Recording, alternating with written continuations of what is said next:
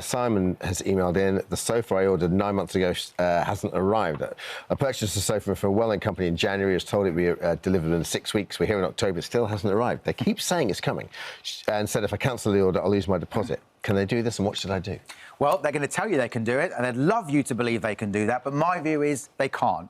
Now, we all know when you buy a sofa, they always say, well, it'll be there around about 6 weeks. That seems to be the standard response when you ask. And what that means is that it's an estimated time. They can't be held to it. It's not part of the contract. So if it doesn't turn up on week 6, nothing you can do.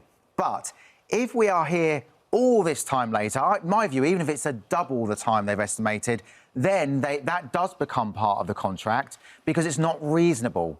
Now, I mentioned this law a minute ago, the Consumer Rights Act. All through that act, it says you must act reasonable in relation to consumers. We're greatly protected as consumers. Here, because it's not reasonable to wait all of this time, you can now go back and say, actually, I want my deposit back and I want to break the contract. And that should work. That's reasonable. Let's just say this. Many people are now going to order sofas for Christmas.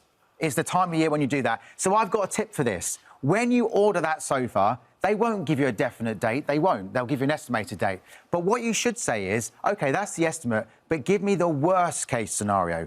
What's the longest it will be? I want it in writing. That becomes part of the contract, and if they go over that, and they will, quite often, then you can claim your money back.